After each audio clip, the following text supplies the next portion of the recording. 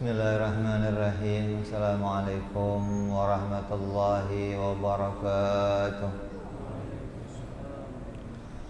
Al-Fatihah ila ruhi sayyidina habibina syafi'ina rasulillah sayyidina Muhammad ibn Abdullah sallallahu alaihi wa ala alihi wa sahbihi wa azwajihi wa dhurriyyatihi la ya'lil rijali bil jannah wa yanfa'una bi asrarihim wa anwarihim wa ulumihim wa nafahatihim wa barakatihim في الدين والدنيا والآخرة يجعلنا من حزبهم ويرزقنا محبتهم ويتوفانا على ملتهم ويحشرنا في زمرتهم بالعافية وسلامة لهم الفاتحة. أعوذ بالله من الشيطان الرجيم. بسم الله الرحمن الرحيم.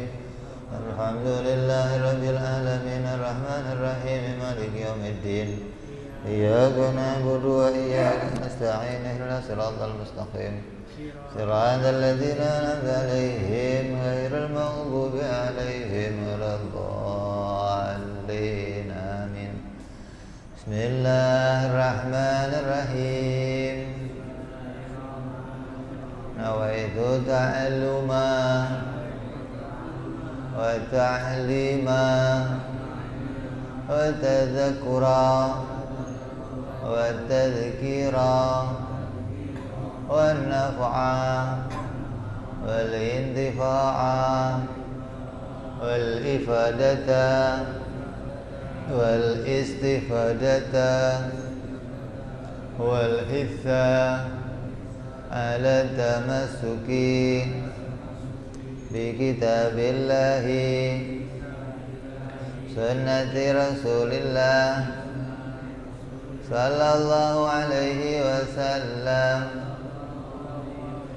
wa du'a ilal huda wa dilalata alal khairi ibtigha'a mardatihi wa qurbihi wa thawabihi wa husnil khatimah ma'al lutfi al-afiyah wa salahil aqibah.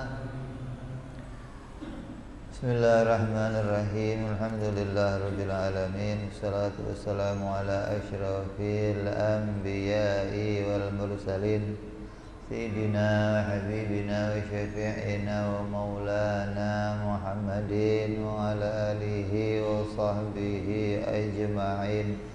Amma ba'du, qala musanniful kitab Habibul Imam Al-Habib Utsman bin Abdullah bin Aqil bin Yahya rahimahullah wa nafa'ana bihi wa bi'ulumihi fid darain. Allahumma aftah qulubana futuhal arifin wa bihikmatika wansur alaina birahmatika ya arhamar rahimin.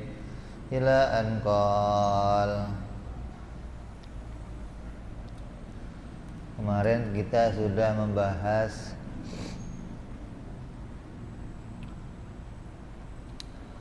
mukhalafah lil hawadis. Wajib Allah berbeda dengan segala perkara yang baru. Wajib Allah berbeda dengan makhluknya. Sebatas mana kita wajib mengetahui bedanya? Ulama memberikan tuntunan dengan mengetahui 3 keadaan. Beda pada zatnya, beda pada sifatnya, dan beda pada perbuatannya. Kalau kamu tahu 3 ini, berarti kamu mengenal Allah, ngerti bedanya Allah dan makhluk. Kalau nggak ngerti 3 ini, berarti nanti sewaktu-waktu akan terlintas di pikiran kamu menyamakan antara zatnya atau sifatnya atau perbuatannya. Maka dengan tahu 3 ini, hati kita akan bersih dari menyamakan Allah Subhanahu wa ta'ala. Makanya ulama beda-beda pendapat tuh, terutamanya mengenai peristiwa Isra Mi'raj. Di Quran itu adanya Isra apa Mi'raj? Subhanalladzi asra. Adanya cuma Isra doang, nggak ada Mi'raj. Makanya ulama bersepakat, siapa yang mengingkari Isra berarti ingkar Al-Quran, hukumnya kafir. Tapi siapa yang ingkari Mi'raj, hukumnya nggak kafir.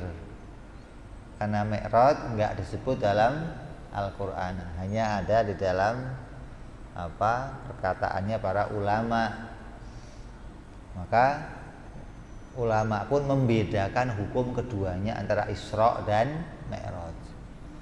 Jadi yang nggak percaya Nabi itu jalan dari Mekah ke Aqsa, hukumnya kafir. Tapi yang nggak percaya Nabi ke atas, ke langit sampai ketemu Allah, hukumnya nggak kafir. Sebagian mengatakan fasik, sebagian mengatakan nggak apa-apa. Kenapa kok begitu? Ada beberapa alasan, di antaranya ada ulama, khususnya ulama besar. Siapa di antaranya? Siti Aisyah radhiyallahu anha, istri baginda kita Nabi Muhammad sallallahu alaihi wasallam. Apa pendapat Siti Aisyah? Bahwa Nabi Muhammad sallallahu alaihi wasallam naik dan dia tidak berjumpa dengan Allah. Ulama yang lain mengatakan Nabi berjumpa dengan Allah. Untuk apa kok sampai dikatakan Siti Aisyah bahwa Nabi itu nggak berjumpa dengan Allah? Agar di pikirannya umat Islam tidak terbayangkan sosoknya Allah, gitu loh. Kalau diberitakan Nabi berjumpa dengan Allah, nanti orang awam akan berpikiran, oh berarti Allah ada pada satu tempat, Nabi di tempat yang lain, dua-duanya saling ini mukhalafah lil hawadis. Allah enggak demikian. Allah itu laisa kamitslihi syai'un. Hingga Siti Aisyah mempertahankan bahwa Nabi tidak jumpa dengan Allah Subhanahu wa ta'ala. Adapun ulama yang lain bersepakat, walaupun ini pendapat Siti Aisyah, tapi jumhur ulama enggak make ini. Jumhur ulama makainya apa? Nabi berjumpa dengan Allah dan Nabi mendapatkan langsung kalamnya Allah. Jumpanya Nabi dengan Allah berbeda dengan jumpanya makhluk dengan makhluk. Itu. Nabinya ada pada Sidratul Muntaha, tempat tertentu, tapi Allahnya bukan berada pada Sidratul Muntaha, bukan. Allahnya tidak berada pada tempat tertentu, sebagaimana Allah menjumpai Nabi Musa alaihi salam di Gunung Tur Sina. Allah jumpa dengan Nabi di Sidratul Muntaha. Apa Allahnya turun waktu mau ke Gunung Tur Sina terus naik lagi gitu? Laisa kamitslihi syai', gitu. Jadi ulama berpendapat walaupun ada orang yang seperti Siti Aisyah radhiyallahu an, bersih pikiran kita, nggak akan terbayang Nabi sama sekali, nggak akan terbayang Allah sama sekali ketika mengatakan Nabi nggak berjumpa dengan Allah, hingga nggak ada bayangan macam-macam. Tapi jumhur ulama justru mengatakan Nabi jumpa dengan, tapi harus ditakwil, dibersihkan. Jumpanya nggak seperti jumpanya kita hadap-hadapan. Jumpanya nggak seperti jumpanya kita, yang mana Nabi kalau menghadap ke belakang bisa membelakangi Allah Subhanahu wa ta'ala. Enggak demikian. Allah tidak berada pada tempat tertentu, tapi Allah membuka hijab. Allah membuka hijab Nabi Muhammad SAW hingga bisa menyaksikan Allah. Lah kita di sini, Nabi Yunus di dalam air, dalam perutnya ikan. Mau di bawah lagi, bumi yang paling bawah. Kalau hijab kita dibuka, kita akan lihat Allah dengan jelas. Wong Allah itu nggak tersembunyi, enggak. Allah itu nggak menutupin diri, enggak. Kitanya yang ditutupin oleh Allah hingga nggak bisa melihat Allah Subhanahu wa ta'ala. Anda hijab itu dibuka, kita akan lihat Allah dari manapun kamu berada. Mau di gunung, mau di langit, mau di bawah air, mau di mana saja, dibuka hijabnya akan bisa melihat Allah Subhanahu wa ta'ala. Karena Allah itu tidak dibatasi dengan sesuatu. Allah tidak berada pada tempat tertentu, hingga kalau hambanya mau menjumpai Allah harus datang ke tempat yang tertentu. Enggak demikian. Allah berbeda dengan keadaan makhluknya. Terus kalamnya Allah, Nabi juga dapat kalamnya Allah. Tapi kalamnya Allah ya bukan kalam seperti makhluk. Laisa kamitslihi syai'. Kalamnya Allah laisa biharfin wala sautin, tidak pakai huruf dan nggak pakai suara. Terus gimana dong Nabi dapat? Ya nggak usah dipikirin dah. Kamu nggak usah mikirin gimana caranya Nabi dapat kalamnya Allah Subhanahu wa ta'ala. Yang wajib kamu imani adalah Allah wajib beda dengan makhluk, zatnya, sifatnya, dan perbuatannya. Kamu paham ini, akan bersih iman kamu dari kekotoran. Makanya nih seringkali nih bulan Rajab ini jadi bulan yang akan membawa seseorang tambah iman kepada Allah atau tambah sesat kepada Allah. Bulan Rajab nih. Kenapa? Di antaranya bulan Rajab itu bulan istimewa. Bulan di mana Allah menjadikan terbukanya rahmat-rahmat yang luar biasa di bulan Rajab. Jadi ada nih dalam setahun waktu-waktu tertentu yang mana Allah menjadikan keistimewaan beda dengan waktu yang lain. Doa diijabah, dosa diampuni, penyakit diangkat, keberkahan diturunkan. Itu waktu-waktu tertentu, khususnya bulan Rajab. Tapi bulan Rajab pula ada peristiwa Isra Mi'raj yang mana kiai-kiai, ustadz sering cerita Nabi naik ke atas berjumpa dengan Allah di atas lah ini. Jadi orang habis pulang Isra Mi'raj, dengerin peristiwa Isra Mi'raj, dapat acaranya, makan enak, pulang sesat. Pulang bukan tambah iman, tambah sesat. Kenapa? Ketika datang Isra Mi'raj diberikan pengertian kalau Allah ada di atas berjumpa dengan Nabi. Ini kan bahaya. Jadi makanya kamu perlu ngaji ilmu tauhid biar kamu ngerti Allah itu nggak demikian. Allah itu nggak sebagaimana keadaan hambanya. Kalau Allah itu zatnya benda, kalau Allah zatnya apa? Benda atau jirim, pasti Allah ada pada tempat tertentu.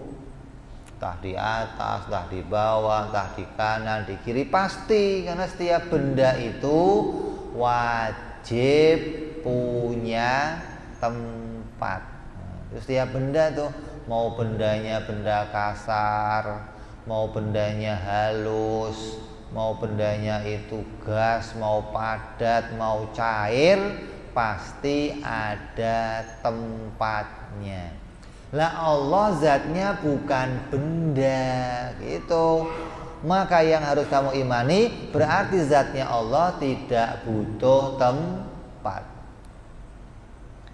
Jadi di atas ya enggak, di bawah ya enggak, duduk di kursi ya enggak, gitu dong. Lah zat yang bertempat itu bagaimana keadaannya? Zat yang bertempat itu keadaannya kalau enggak gerak, diam. Hah? Ini tiang, keadaannya apa? Gerak apa diam?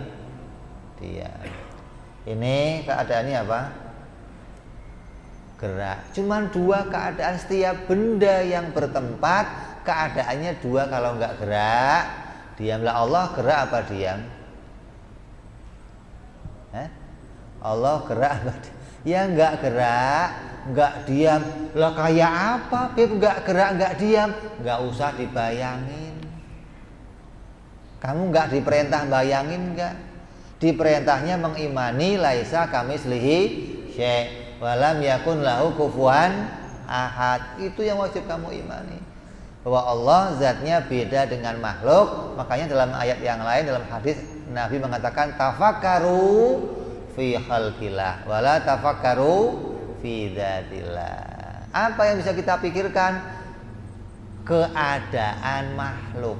Pikirkan keadaan makhluk. Allah di Quran penuh mengatakan tiap waktu wa ayatun wa ayatun wa ayatun, dan inilah tanda-tanda. Allah menunjukkan kepada kita tanda-tanda keagungannya, tanda-tanda kebesaran agar kita mengenal Allah. Jadi cukup kenal makhluk. Makhluk itu zatnya bagaimana? Bertempat. Itu pasti itu mau makhluk yang kecil kayak mau gede kayak mau arsy, singgasana Allah, mau kursi, mau bumi, matahari, ataupun yang terkecil yang ada di bumi. Corona sekalian pasti ada tempatnya. Mustahil ada sesuatu yang diciptakan oleh Allah yang berupa wujud tapi tidak ada tempatnya. Itu mustahil. Jadi yang pertama itu kamu tahu tuh Allah zatnya bukan seperti zat makhluk. Kenapa? Zatnya makhluk bukan jirim, zatnya Allah bukan jirim. Gak usah dipikir lagi kayak apa, gak usah. Yang penting kamu tahu zatnya Allah bukan jirim. Kalau ada A, nih ilustrasi nih. Kalau ada A sama B, ada A sama B. Kita hanya bisa mengenal A. Tiap hari ketemu A, ngomong sama A, bicara sama A, diskusi sama A, hidupnya sama A. Sementara B kita nggak pernah ketemu, nggak bisa ngelihat, nggak bisa jumpa, nggak bisa macam-macam nih. A sama B ini berbeda. Nah, kalau saya pengen kenal sama B, sementara ketemu nggak bisa nyapa, nggak bisa ngelihat, nggak bisa. Caranya gimana? Pengen kenal sama B, caranya gimana? Cukup kenal si A, gitu loh. Kalau kamu kenal si A, yang tidak seperti A pasti B, gitu aja. Karena adanya cuma dua. Kalau nggak seperti A, pasti B, itu begitu. Jadi yang B ini kamu nggak usah mikirin kayak apa, nggak usah. Cukup kamu pikirkan si A. Gimana zatnya A, gimana sifatnya A, gimana perbuatannya A, gitu loh.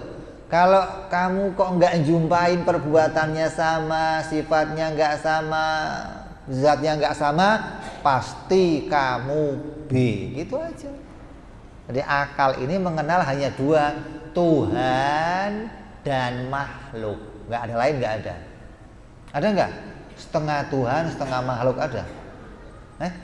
Nggak ada. Adanya cuma dua, Tuhan atau makhluk. Nah, untuk kenal Tuhan gimana? Ya nggak bisa jumpai, nggak bisa dilihat, nggak bisa kamu datengin, nggak bisa kamu. Yang bisa kita jumpai siapa? Makhluk. ketemu makhluk kumpul sama makhluk, diam sama makhluk, gerak sama makhluk, terus gimana? Ya kenali makhluk. Maka kata Nabi, tafakkaru fi khalqillah wala tafakkaru fillah. Fillah itu apa? Ya pada zatnya, kayak sifatnya, kayak perbuatannya, nggak usah kamu pikirin. Yang mau pikirin adalah makhluk. Zatnya makhluk gimana? Bertempat. Entah di atas, di langit, di bawah, di bumi, di matahari, di mana saja itu pasti ada tempatnya. Ya, nyambung apa nyambung? Yang pertama, zatnya makhluk pasti bertempat. Kedua, sifatnya apa? Sifatnya makhluk itu pasti berubah-ubah. Sifatnya makhluk sifat yang bisa berubah. Sementara sifatnya Allah sifat yang wajib. Tidak ada sifat yang bisa berubah. Contohnya sifat yang bisa berubah apa? Gerak. Bisa berubah jadi diam. Maka Allah zatnya tidak bersifat gerak. Kalau Allah zatnya bersifat gerak, maka bisa berubah jadi diam. Jadi kamu kalau sholat Allahu Akbar, jangan bayangin Allah di atas ngeliatin saya dari atas. Jangan begitu. Nanti jadinya kamu kayak Wahabi. Jadinya kayak orang-orang Mu'tazil yang mengimani Allah itu bertempat sesuai dengan perkataan Al-Quran. Di Quran mengatakan innallaha 'alal arsyis tawa. Dipahami Allah bersemayam di singgasananya di langit. Kalau begitu bedanya apa dengan benda? Kita wajib iman Allah bukan benda.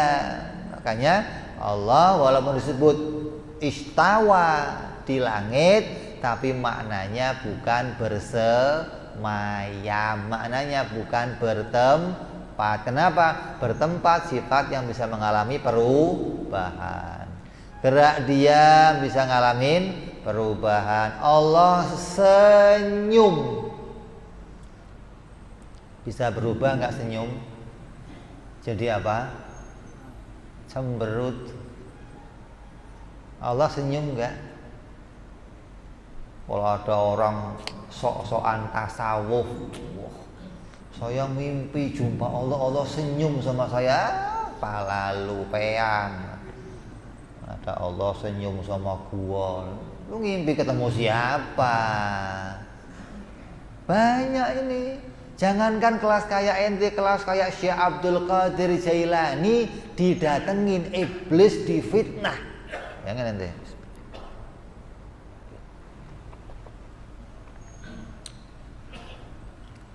Syekh Abdul Qadir itu pernah didatengin sama setan. Karena setan itu juga baca Quran. Loh, kira itu nggak baca Quran. Makanya hati-hati kalau ada orang kesurupan bacain Yasin, setan ngikutin. Ya, Sidwal Quranil Hakim. Nah, bingung kamu. Ini setan apa setan nggak bisa baca Quran? Kok begitu? Karena setan baca Quran pengen tahu kelemahannya Quran di mana untuk dia menipu kita. Di antaranya ada ayat yang mana Nabi Musa mendatangi sebuah api. Nabi Musa lagi kedinginan sama istrinya. Ada sebuah api dari jauh. Datang Nabi Musa ke api itu. Tahu-tahu apinya ngomong, Musa, ana rabbukum, saya Tuhanmu. Quran yang ngomong. Kata setan apa? Oh, berarti saya bisa nyamar jadi api nih untuk nipu. Datang ke Syekh Abdul Qadir dalam bentuk sinar yang indah, warnanya biru menyala-nyala. Ngomong, Abdul Qadir, saya Tuhanmu. Mulai hari ini kubebaskan apa yang telah kuperintahkan kepadamu. Yang aku haramkan semua kuhalalkan kepadamu Abdul Qadir. Dan kamu paling awal akan saya masukin dalam surga. Yang diganggu Syekh Abdul Qadir, ma'rifat kepada Allah, mengenal kepada Allah. Diambil sendal, sya'yala ini minggat kamu setan terlaknat, dilempar pakai sendalnya. Berani kamu? Hilang, sinar tadi hilang. Nggak lama muncul lagi sinarnya, ngomong, Abdul Qadir, kok kamu bisa tahu kalau saya bukan Tuhan? Padahal 70 orang yang kayak kamu sudah aku sesatkan. Bayangin nanti.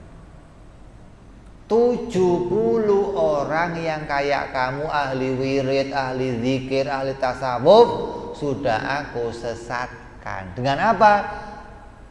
Dengan aku mengatakan aku Tuhan, hingga mereka sudah tidak lagi sholat, nggak lagi puasa, nggak lagi zakat. Kenapa? Karena Allah sudah ngomong, saya sudah dibebaskan.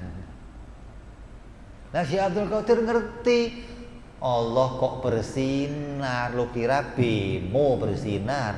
Hah? Lo kira Patromak bersinar? Allah kok bersinar? Dilempar sama Syekh Abdul Qadir. Udah begitu Allah yang ngomong pakai suara. Lo kira Allah apa kok pakai suara segala? Syekh Abdul Qadir ngerti Allah itu kalau kalam nggak pakai suara, nggak pakai huruf. Gimana kalamnya? Nggak usah ente pikirin. Kalamnya Allah beda dengan kalamnya makhluk.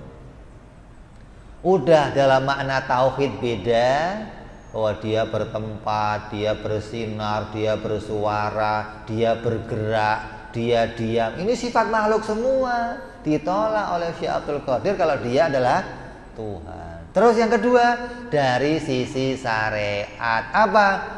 Kuhalalkan yang telah kuharamkan. Ini nggak ada begitu, nggak ada. Dan yang dihalalkan dibebaskan, nggak usah dikerjakan. Nabi Muhammad Sallallahu Alaihi Wasallam, kekasihnya Allah, manusia paling utama, Nabi paling utama, Rasul, para pemimpinnya para Rasul, sampai meninggalnya masih sholat, sampai meninggalnya nggak ngerjain yang haram. Kalau memang orang-orang yang hebat akan dibebaskan, Nabi Muhammad dulu dibebaskan dong.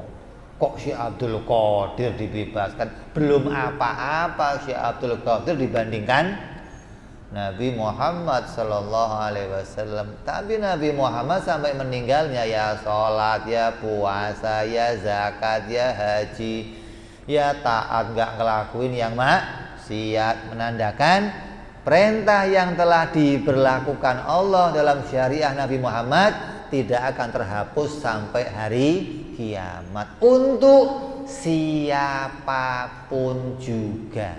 Gitu. Nggak ada pengecualian, nggak. Oh, ini mah orang ini bebaslah beragama. Nggak ada. Mau siapa saja dia wajib tetap beragama sesuai aturan Allah Subhanahu wa ta'ala. Nyambung apa nyambung? Jadi kenal zatnya. Gak usah kenali zatnya Allah, gak usah kenali zat kita. Kalau kamu berjumpa dengan zat nanti, berjumpa dengan sosok yang sosoknya itu tidak bertempat seperti kita, gak bertempat tertentu seperti kita, sifatnya gak berubah-ubah seperti kita, maka yakinlah itu pasti Allah. Begitu. Gak ada yang lain, gak ada. Tapi kalau kamu jumpa kok masih bertempat, sifatnya masih berubah-ubah, kerjaannya masih sebagaimana kerjaannya makhluk, pasti bukan Tuhan. Walaupun dia ngaku saya Tuhan, walaupun dia ngaku saya Allah, bohong. Makanya orang-orang kayak Syekh Abdul Qadir ngerti, langsung ditolak. Minggat kamu, zatnya bukan benda, sifatnya bukan sesuatu yang berubah-ubah. Makanya kalau ada perkataan, awas nanti Allah marah. Marah itu berubah enggak? Berubah. Yang tadinya tenang berubah jadi emosi. Masa ada Allah emosi segala, gimana? Tolak tuh, Allah cemberut, Allah tersenyum, Allah. Kita tolak semua sifat-sifat yang membawa kepada sifatnya makhluk.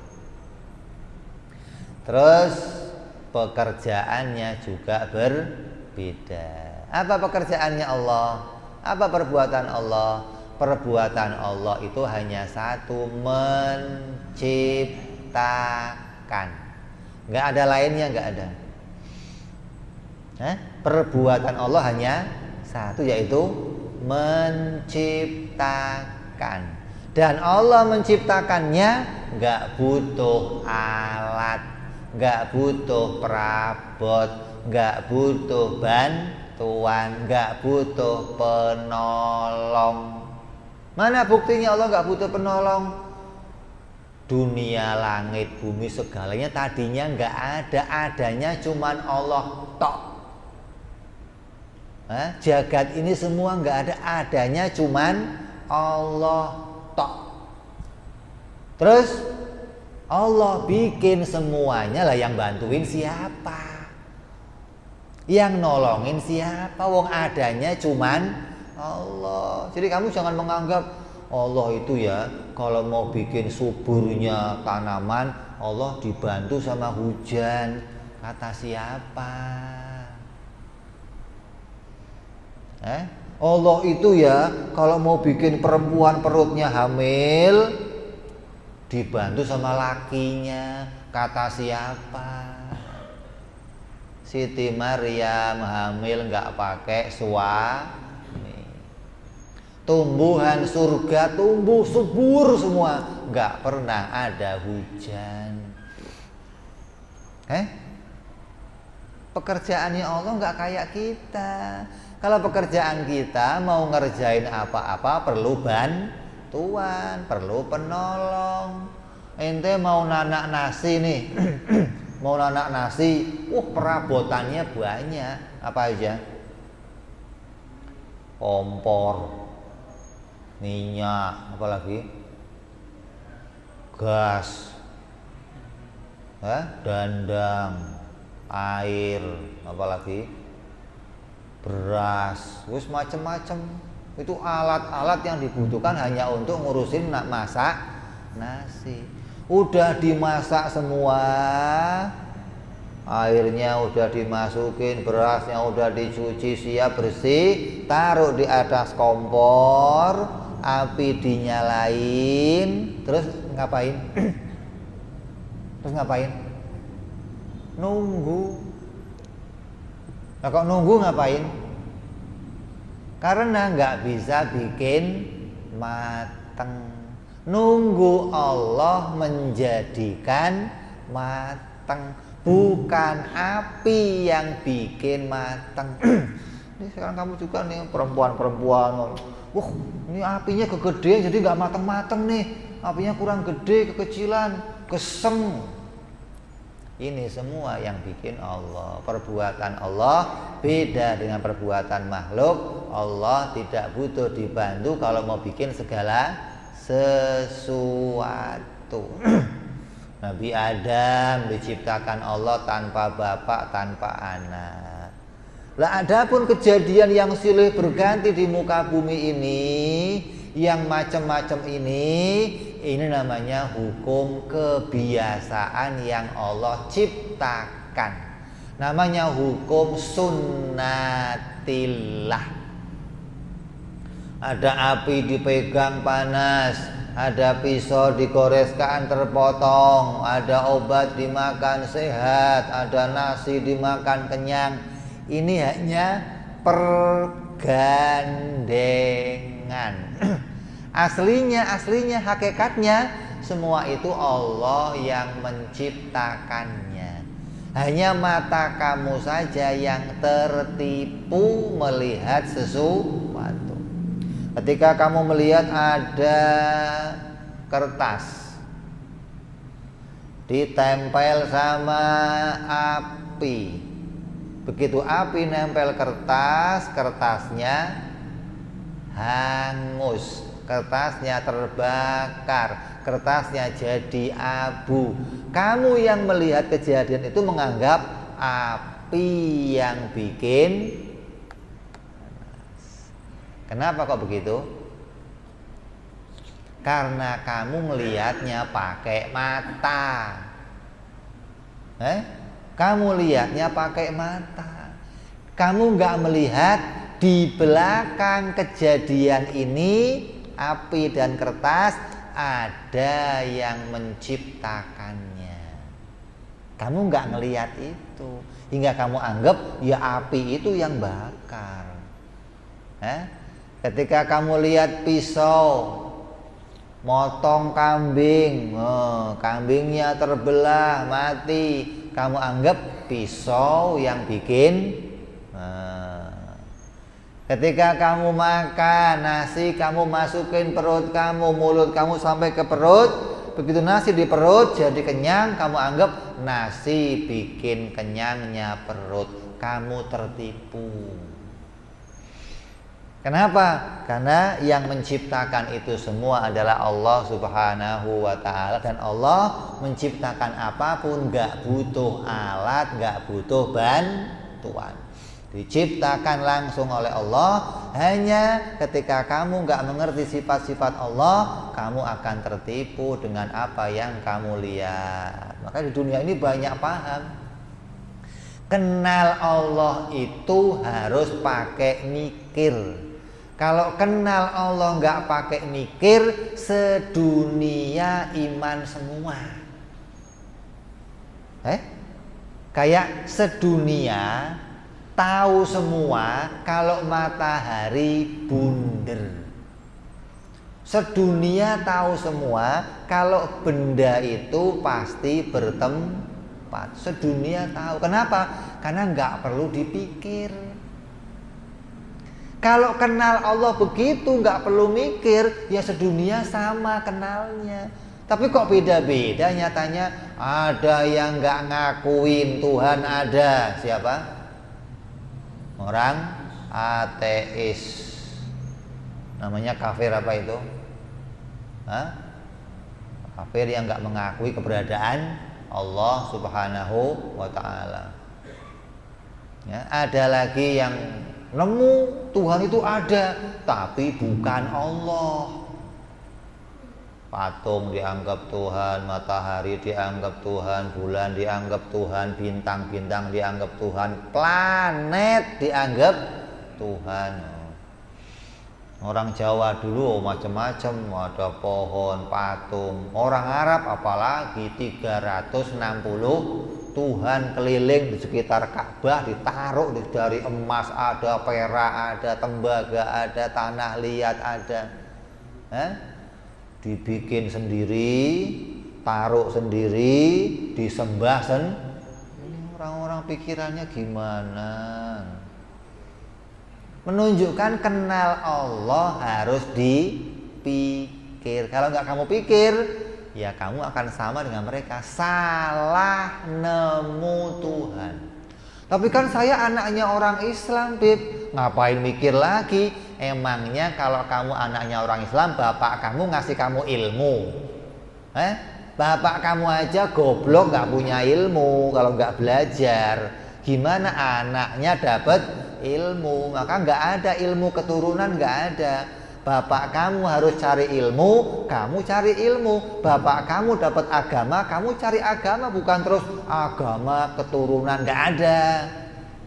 Nggak ada agama keturunan, nggak ada. Kenapa? Karena kamu jadi orang Islam, kamu jadi orang Islam bukan karena bapak kamu Islam, bukan. Kamu jadi orang Islam karena kamu mengucapkan 2 kalimat syahadat.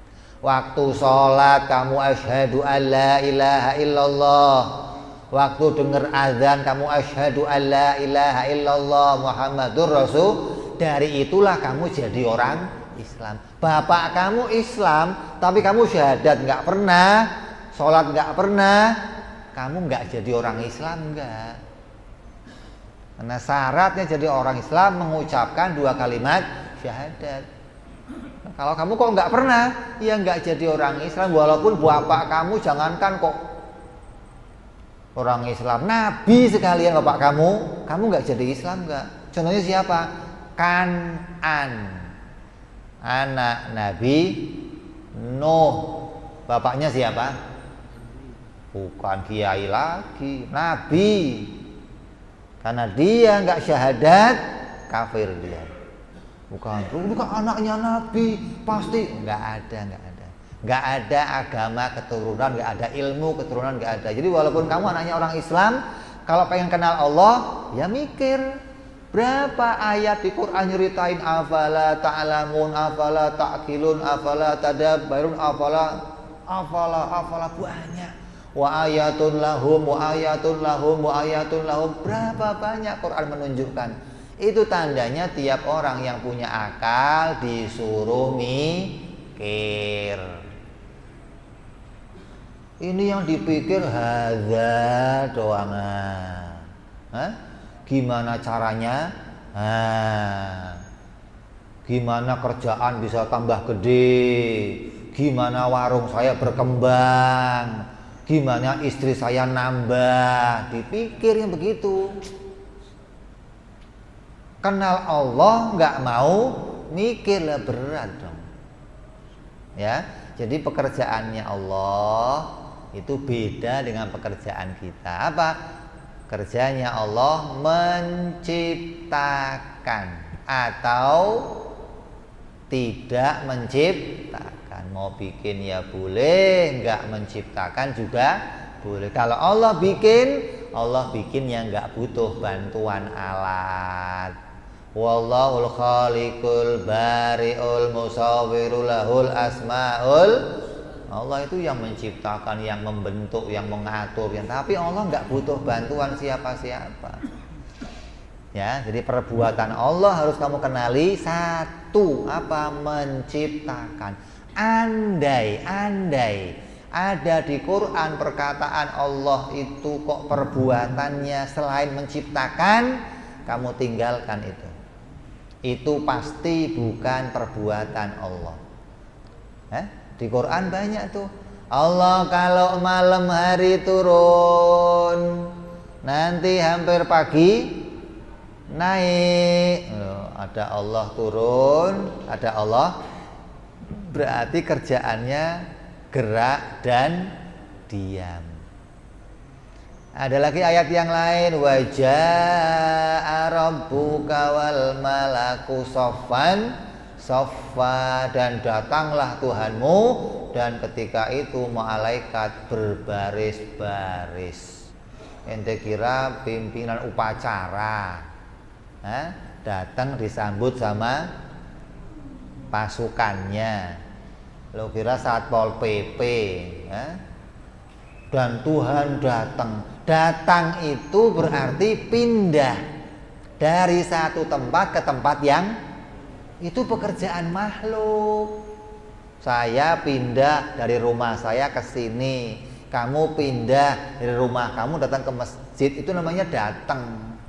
Lah kalau Allah juga begitu, berarti apa bedanya dengan pekerjaan kita? Tapi ini yang ngomong Quran, Beb. Mau Quran mau siapa saja, kalau ada satu kalimat yang kalimat itu menunjukkan persamaan antara Allah dan makhluk, takwilkanlah.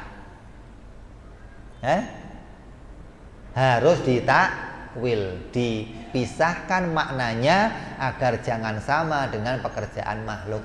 Terus kalau Allah datang maknanya apa? Maknanya mendatangkan gitu. Kalau ada kalimat Allah turun, maknanya apa? Allah menurunkan gitu. Jangan Allah yang turun, jangan Allah yang datang, jangan. Tapi Allah mendatangkan gitu. Allah menurunkan. Begitupun pekerjaan-pekerjaan yang lain, yang pekerjaan itu menjadi pekerjaan makhluk, kok disifatkan, diletakkan kepada Allah, harus kamu takwil menjadi makna menciptakan. Nyambung apa nyambung? Maka mustahil Allah sama pada zatnya mustahil, sama pada sifatnya mustahil, sama pada perbuatannya juga mustahil. Kalau sama dalam namanya gimana, Bib? Enggak apa-apa. Kalau sama dalam nama nggak apa-apa. Allah wujud. Ente wujud. Allah melihat, kamu melihat. Allah berbicara, kamu boleh sama dalam namanya, tapi beda dalam maknanya. Gitu.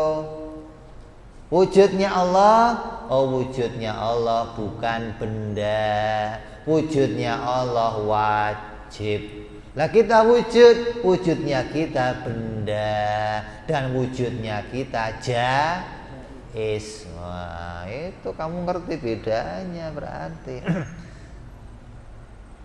Mustahil sama pada zatnya, mustahil sama pada sifatnya, mustahil sama pada perbuatannya. Lah kenapa kok ada orang Islam yang mengatakan Allah itu sama begini? Karena ada kelompok-kelompok saudara kita orang Islam yang ketika mereka baca Quran, mereka meyakini Quran itu nggak perlu ditakwil. Allah itu kalau ngomong sudah jelas, nggak usah ditakwil. Hingga ada kalimat-kalimat yang menyerupakan dengan sifat Allah dan sifat makhluk tetap saja diyakini tanpa mau ditakwil. Ini yang kadang berbahaya. Kalau ada di Al-Quran perkataan Allah punya wajah, wa yabqa wajhu rabbika dzul jalali wal ikram. Ayat yang lain, yadullah fauqa aidihim, tangan Allah di atas tangan-tangan mereka. Kalau ada ayat-ayat begitu kok kamu nggak takwil, terus kamu imani Allah punya wajah seperti wajah saya, kafir. Allah punya tangan kayak tangan saya, kafir. Tapi kalau Allah punya wajah tapi nggak kayak wajah saya, ini yang diperselisihkan sama ulama. Kalau yang tadi resmi kafir, sepakat ulama semua. Allah punya tangan tapi tangannya nggak sama dengan tangan saya, ini yang diperselisihkan sama ulama. Ada yang mengatakan kafir, ada yang mengatakan fasik, ada yang mengatakan dosa. Kenapa? Menyerupakan Allah dengan makhluk. Kalau kita ahli sunnah gimana? Takwil. Tangan Allah maknanya apa? Kekuasaan. Wajah Allah maknanya apa? Zatnya Allah. Nah, begitu. Ada makna takwilnya. Ini mana petugasnya?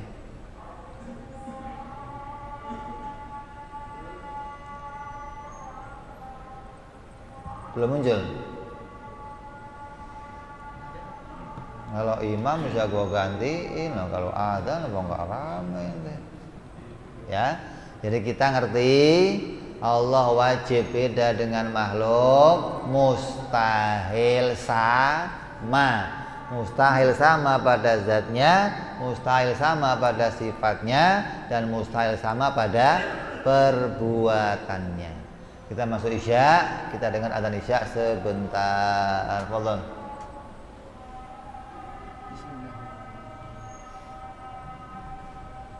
Allahu Akbar, Allahu Akbar, Allahu Akbar,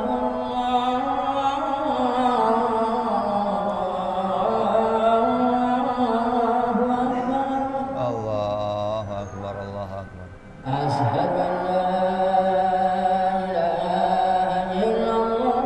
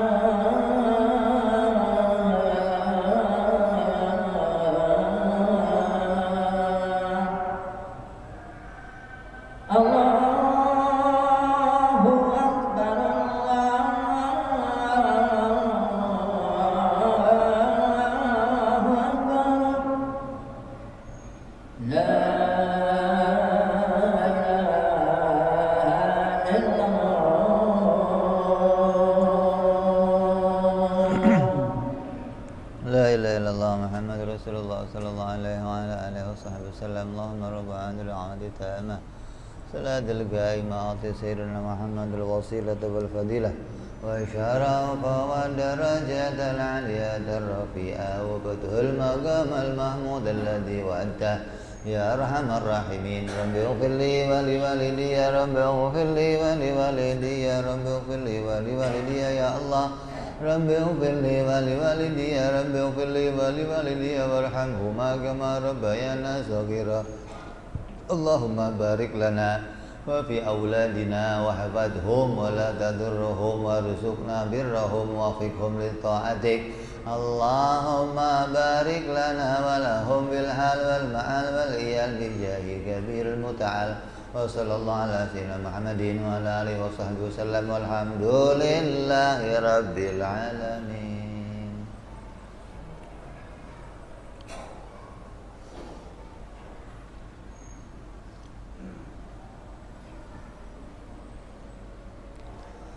Kita teruskan sedikit sambil nunggu yang pada i'tikaf, yang pada sholat sunnah. Barangkali ada pertanyaan.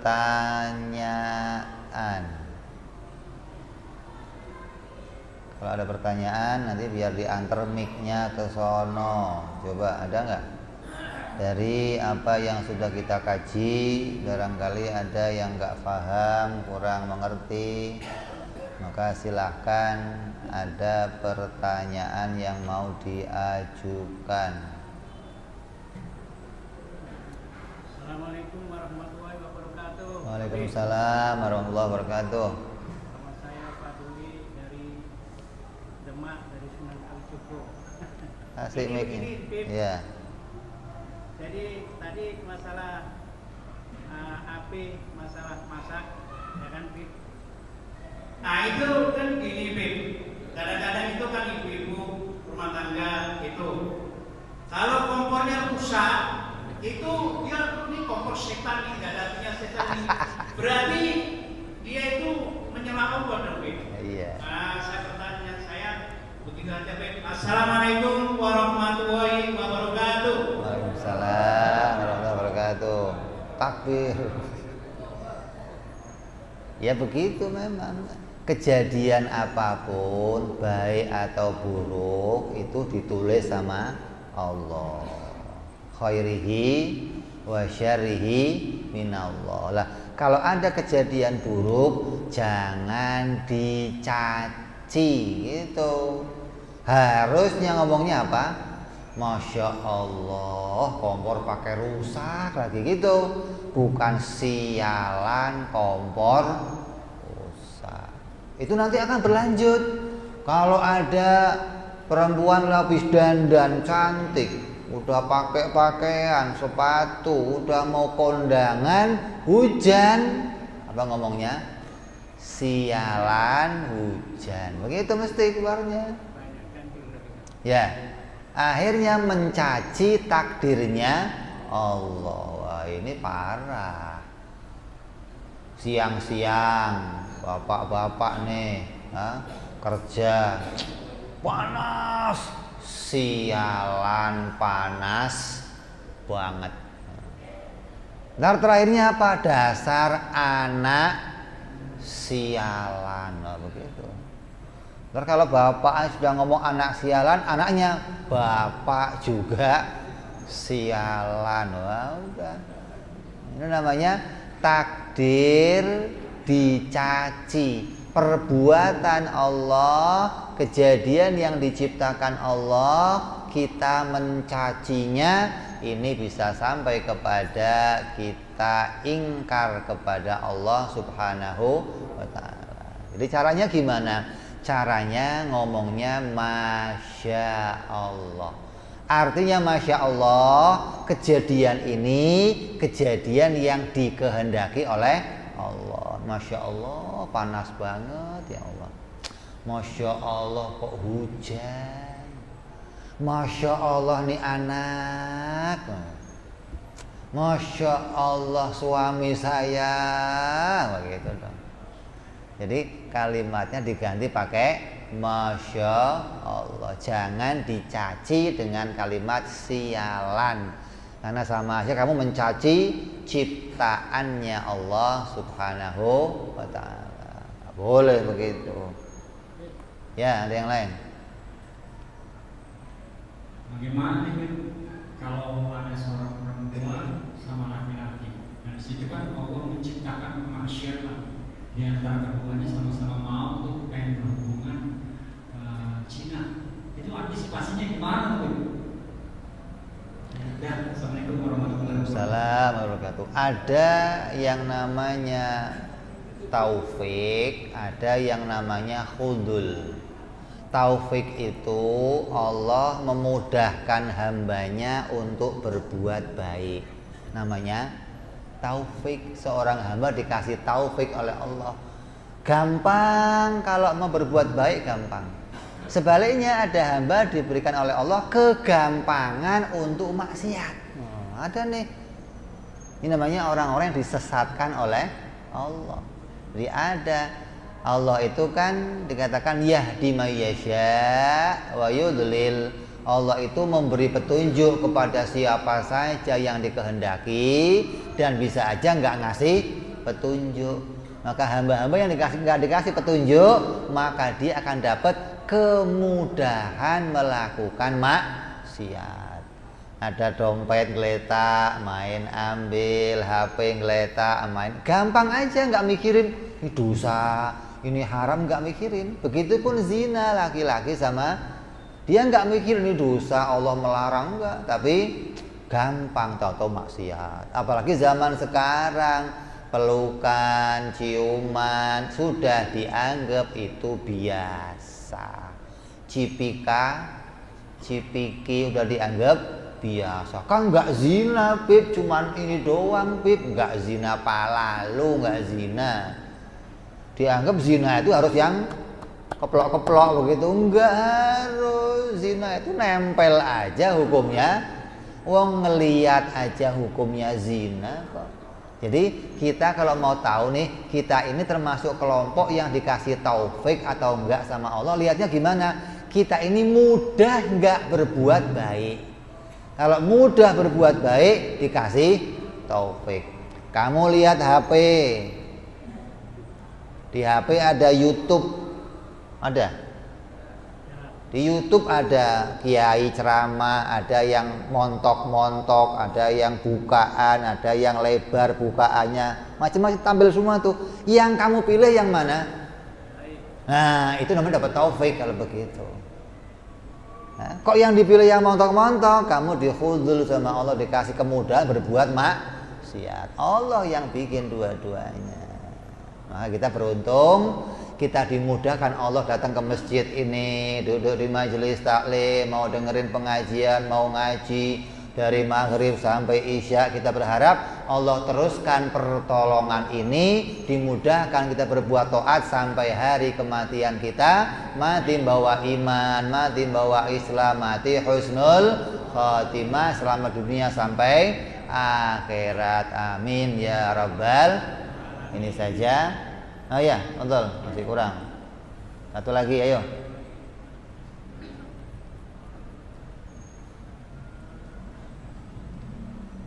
Assalamualaikum warahmatullahi wabarakatuh. Assalamualaikum warahmatullahi wabarakatuh. Sebelum Allah menciptakan manusia, Allah sudah mencatatkan, yaitu di alam. Yang saya pertanyakan, kenapa Allah juga masih mau mempertanggungjawabkannya dari kita gitu? Kita pertanggungjawab dari kita. Yang mau menjelaskan. Waalaikumsalam warahmatullahi wabarakatuh. Ini mah 1 jam sendiri jawabannya itu mah. Oh, itu pertanyaan penting itu, jawabannya 1 jam. Artinya begini, Allah menuliskan nasibnya kepada hamba-hambanya. Ada yang berbuat baik, ada yang berbuat taat, berbuat maksiat, berbuat zalim, ingkar, kafir. Tapi Allah memberikan pilihan, gitu loh. Walaupun Allah menuliskan nasib kamu akan kawin sama Siti. Ya nanya nih, umpama nih, waktu kamu lihat Siti, kamu dipaksa nggak dapat Siti? Kok enggak? Katanya Allah yang nulis. Itu kan? Walaupun Allah yang nulis nasib kamu, tapi waktu milih Siti, kamu yang tergerak hati kamu untuk milih, gitu loh. Lah, pilihan itulah yang Allah tanya. Kenapa kamu milih zina?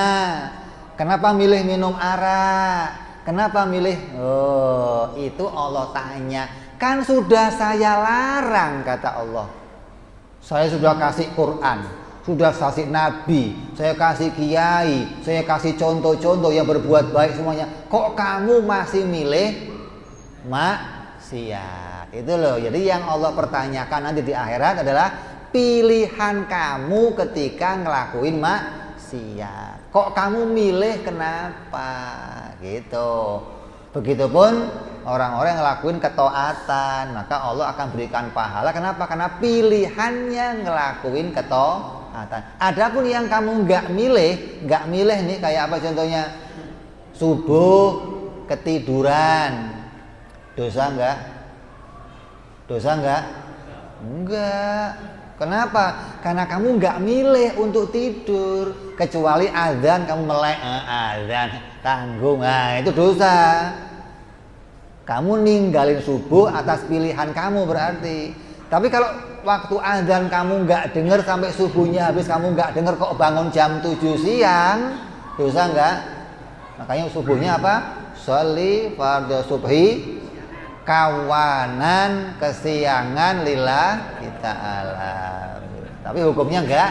Kenapa? Karena enggak ada pilihan. Beda kalau kita punya pilihan. Dengar azan sengaja melanjutkan tidur, hukumnya dosa. Nyambung apa nyambung kira-kira? Kalau belum 4 mata sama saya nanti. Oke? Udah?